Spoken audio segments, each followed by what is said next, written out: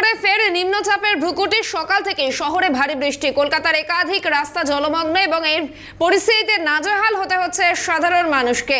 কলকাতার একাধিক রাস্তায় ইতিমধ্যেই জল জমেছে। লাগাতার বৃষ্টি, সকাল থেকেই এক নাগারে ভারী বৃষ্টি এবং তার জেরে একাধিক রাস্তা ইতিমধ্যেই জলমগ্ন। ছবি দেখাচ্ছি আপনাদের, নিম্নচাপের ভ্রুকুটি এবং বিভিন্ন রাস্তায় জল জমে যাওয়ায় খুব স্বাভাবিকভাবেই সমস্যায় পড়তে হচ্ছে আমজনতাকে।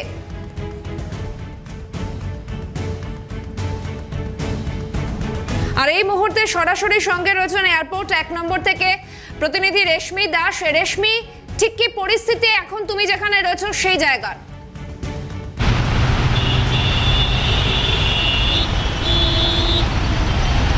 দেখো, উত্তর পূর্ব বঙ্গোপসাগরের ওপর তৈরি হওয়া নিম্নচাপের জেরে ইতিমধ্যে বিভিন্ন জায়গায় বৃষ্টিপাত হচ্ছে এবং ভারী বৃষ্টিপাত হচ্ছে। উত্তরবঙ্গেও যেরকম বৃষ্টিপাত হচ্ছে, উত্তরবঙ্গের 5 জেলায় বৃষ্টিপাত হচ্ছে। পাশাপাশি দক্ষিণবঙ্গে যে জেলাগুলি রয়েছে সেখানে সকাল থেকে দেখা গিয়েছিল ভারী বৃষ্টিপাত হচ্ছে। মূলত মধ্যরাত থেকে এই বৃষ্টিপাত শুরু হয়েছে। ইতিমধ্যে আমি 1 নম্বরের সামনে দাঁড়িয়ে আছি, অর্থাৎ এয়ারপোর্ট 1 নম্বরের সামনে। আমার চিত্র সাংবাদিক সঞ্জীব তোমাকে সেই ছবি সরাসরি তুলে ধরছে।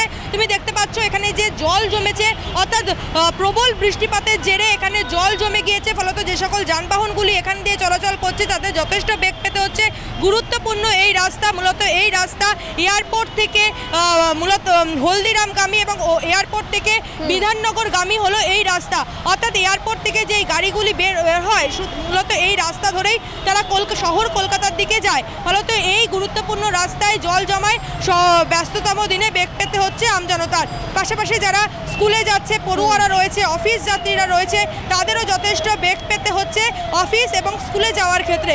কারণ এই সময়টা তুমি জানো একেবারে ঘড়ির কাঁটায় বাজে 8টা 43 মিনিট। এই সময় স্কুলের জন্য মানুষজন রওনা দেন অফিসের জন্য। ফলত ব্যস্ততম দিনে সকাল থেকে এই যে ভারী বৃষ্টির ভ্রুকুটির জেরে নাজেহাল আমজনতা। আমি এই মুহূর্তে দাঁড়িয়ে রয়েছি এয়ারপোর্ট 1 নম্বরের সামনে। এর আগে রয়েছে হলদিরাম, কিছুটা দূরেই হলদিরাম। অর্থাৎ হলদিরামের সামনেও বিস্তীর্ণ অঞ্চল জুড়ে জল জমেছে। অর্থাৎ আমরা দেখে থাকি বিভিন্ন সময় যে একটু বৃষ্টির জেরেই হলদিরামের সামনে কিন্তু জল জমে যায়, প্রায় 1 হাঁটু জল জমে থাকে। আর আজকে যে বৃষ্টিপাত হয়েছে, গতকাল ভোর রাত থেকে যে বৃষ্টিপাত শুরু হয়েছে, যে বৃষ্টিপাতের জেরে কিন্তু ইতিমধ্যে বিভিন্ন রাস্তায়, শহরের গুরুত্বপূর্ণ যে রাস্তাগুলি রয়েছে সেই রাস্তায় জল জমে গিয়েছে। ফলত নাজেহাল আমজনতা। এবং আবহাওয়া দপ্তরের সূত্রে যা খবর যে এই বৃষ্টিপাত আগামীকাল পর্যন্ত চলবে।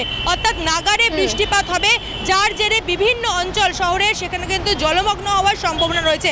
পাশাপাশি যারা মৎস্যজীবীরা রয়েছেন তাদেরকে সমুদ্রে যাওয়ার ক্ষেত্রে নিষেধাজ্ঞা জারি করা হয়েছে। উত্তরবঙ্গ এবং দক্ষিণবঙ্গের কিছু জায়গায় হলুদ সতর্কতা জারি করেছে আবহাওয়া দপ্তর। এবং আরেকবার ছবিটা দেখাতে বলবো সঞ্জীবকে, সরাসরি সঞ্জীব তুলে ধরছে সেই ছবি, যে এয়ারপোর্ট 1 নম্বরের সামনে বিস্তীর্ণ অঞ্চল জলমগ্ন হয়ে গিয়েছে।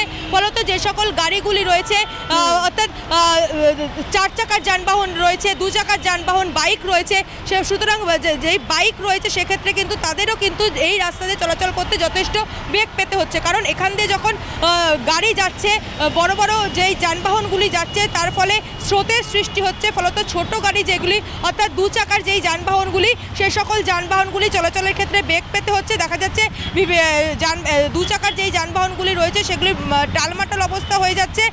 যখন বড় গাড়ি যাচ্ছে, সেই বড় গাড়ি একদম তুমি যে ছবিটা তুলে ধরলে তাতে খুব স্পষ্টভাবেই বোঝা যাচ্ছে যে সাধারণ মানুষকে যথেষ্টই সমস্যায় পড়তে হচ্ছে। রেশমি, সঙ্গে থাকো, আমি একটু সল্টলেকের দিকে নজর রাখবো। সরাসরি সঙ্গে রয়েছেন প্রতিনিধি শুভজিৎ দে। শুভজিৎ, ঠিক কি ছবি এই মুহূর্তে সল্টলেকে?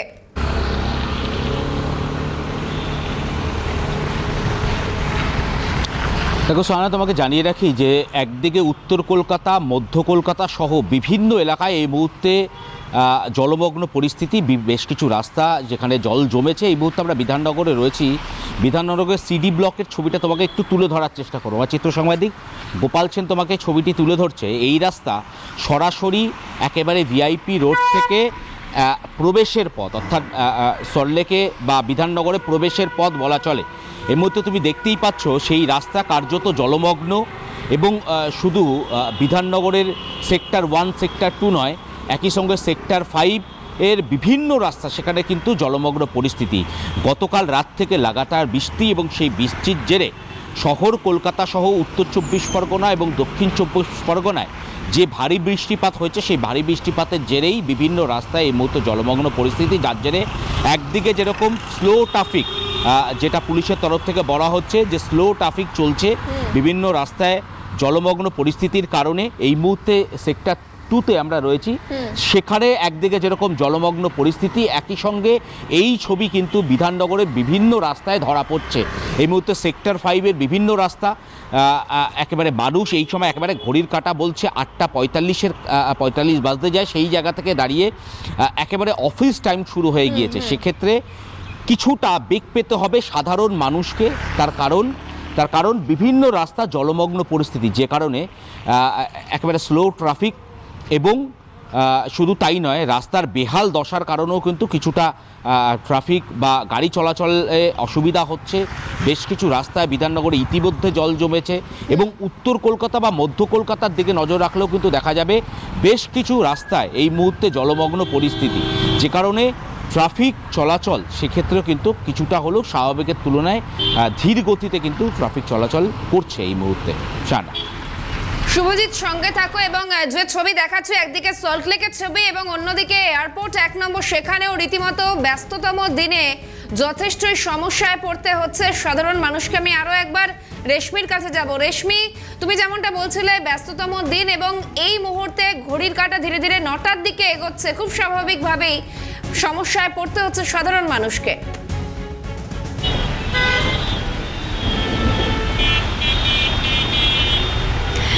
দেখো, ব্যস্ততম দিন অর্থাৎ কর্মব্যস্ত দিন, অফিস রয়েছে, সাধারণ মানুষের যারা পড়ুয়ারা রয়েছে তাদের স্কুল রয়েছে, ফলত সেক্ষেত্রে স্কুল বা অফিস যাওয়ার ক্ষেত্রে যথেষ্ট বেগ পেতে হচ্ছে। আমি যেই রাস্তার সামনে দাঁড়িয়ে রয়েছি, অর্থাৎ মূলত এই রাস্তাটা একাধারে চলে যাচ্ছে কলকাতার দিকে এবং বারাসাত থেকে শুরু করে উত্তর 24 পরগনা কল্যাণী হাইওয়ে হয়ে বা বেলঘরিয়া এক্সপ্রেস হয়ে যদি কেউ কলকাতা বা সল্টলেকের বা নিউ টাউনের দিকে আসে, সেক্ষেত্রে কিন্তু তাকে এই রাস্তাটাই তারা ব্যবহার করে। তুমি দেখতে পাচ্ছ এই রাস্তাতে ইতিমধ্যে জল জমার ফলে যথেষ্ট বেগ পেতে হচ্ছে এবং বড় গাড়িগুলি যখন যাচ্ছে, ফলত 2 চাকার যেই গাড়িগুলি রয়েছে সেই 2 চাকার গাড়িগুলি চলাচলের ক্ষেত্রে যথেষ্ট বেগ পেতে হচ্ছে তাদের, কারণ জলের এক স্রোতের ফলে 2 চাকার গাড়িগুলি টালমাটাল অবস্থা হচ্ছে। পাশাপাশি তোমাকে জানিয়ে রাখবো, আরও সেই ছবিটা ইতিমধ্যে দেখাচ্ছিলাম, তোমাকে আবারও একবার দেখাবো যে ইতিমধ্যে এখানে ট্রাফিক অর্থাৎ যানজটের সৃষ্টি হয়েছে। ট্রাফিক পুলিশ এবং সিভিক ভলেন্টিয়াররা রয়েছেন, তারা যানজট সরানোর চেষ্টা করছেন, কারণ গুরুত্বপূর্ণ এটি রাস্তা এটি। পাশাপাশি এই রাস্তায় যে জল জমার পরিমাণ ছিল, আমরা যখন লাইভ শুরু করি সেই সময় যে জল জমার পরিমাণ ছিল, সেই জল জমা কিন্তু ধীরে ধীরে কমছে। একজন রয়েছেন, কথা বলবো। দাদা, কোথা থেকে আসছেন? যারা যাতায়াত করছেন তাদের কিন্তু যথেষ্টই বেগ পেতে হচ্ছে। পাশাপাশি দেখতে পাচ্ছ যেই ছবি দেখাচ্ছি, যেই জলের পরিমাণ ছিল, অর্থাৎ যখন আমরা লাইভ শুরু করি তার আগে যেই জলের পরিমাণ ছিল, ধীরে ধীরে কিছুটা জলের পরিমাণ কমছে, অর্থাৎ জল নিষ্কাশনের যে ব্যবস্থা সেই ব্যবস্থা চালু করা হয়েছে, ফলত জল নিষ্কাশনের প্রক্রিয়া তা শুরু হয়েছে।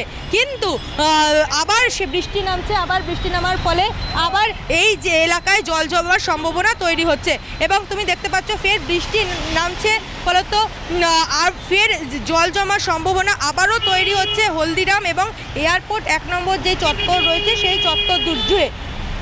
যারা সাধারণ মানুষ রয়েছেন তারা যারা হেঁটে বা সাইকেল নিয়ে যাচ্ছে, তারা রাস্তা এড়ানোর চেষ্টা করছেন। এই যে ফুটপাত রয়েছে এই ফুটপাত ধরেই এগিয়ে যাওয়ার চেষ্টা করছেন, যার কারণ যেরকমটা তোমাকে বলছিলাম, বড় গাড়ি যে যখন যাচ্ছে এই জলের উপরে খুব স্বাভাবিকভাবে স্পষ্ট যে নাজেহাল হতে হচ্ছে সাধারণ মানুষকে। আপাতত ধন্যবাদ রেশমি। পাশাপাশি সল্টলেক থেকে ছিলেন অপর প্রতিনিধি শুভজিৎ দে। শুভজিৎকেও আপাতত ধন্যবাদ।